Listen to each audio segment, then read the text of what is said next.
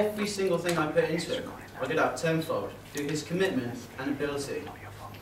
Toastmaster, very welcome guests, and everyone who's ever dreamed of running their own company. But for me, my first job wasn't so easy. When I left school, I had very little experience in web development, and because of this, I sent a letter and my CV to every single company in the southeast of England. I'd even stated that I'd be willing to work for free.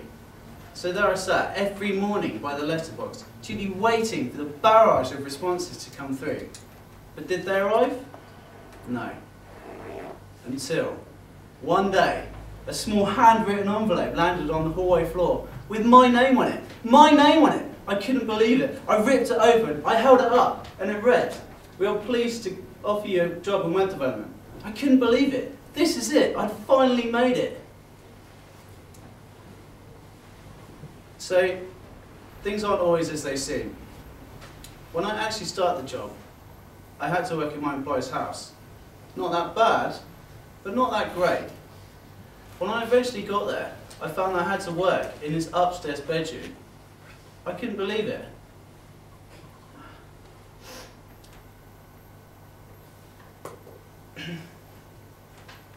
So, I've been working there for about a month, and it would, the silver lining of the new job had turned into more of a fading grey. The hours had got much, much longer. I found I was being pushed more and more into telesales, and the web development training had never really started.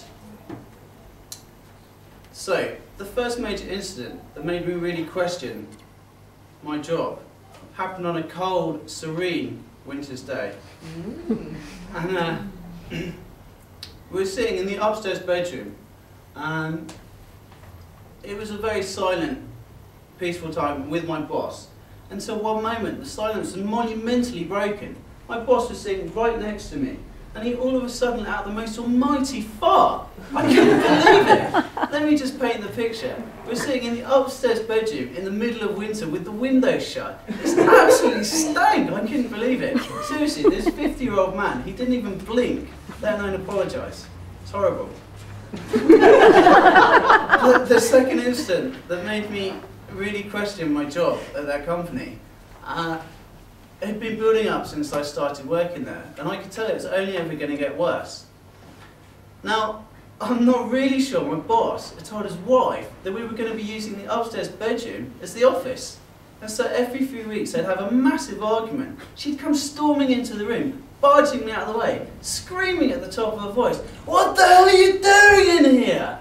I couldn't believe it. This woman was literally towering above me. I mean, what would you do? What would you think? So the two major incidents that had really put my job into question. The third incident really paved the way for my departure from that company.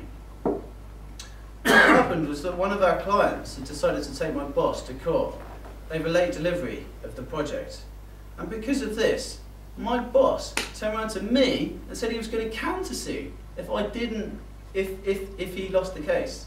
I couldn't believe it. I was absolutely horrified. I was here looking up to this man, and he's telling me he's going to sue me.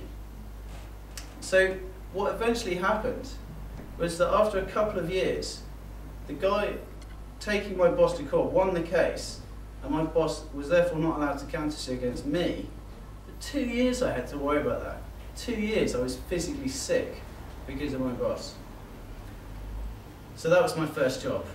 And that was the reason why I told you about Daniel at the beginning, my first employee. I'm now grateful for the experience I was given by my boss, because I now know everything I shouldn't do, and I can now provide Daniel with every opportunity I was never given. Mr. Toastmaster.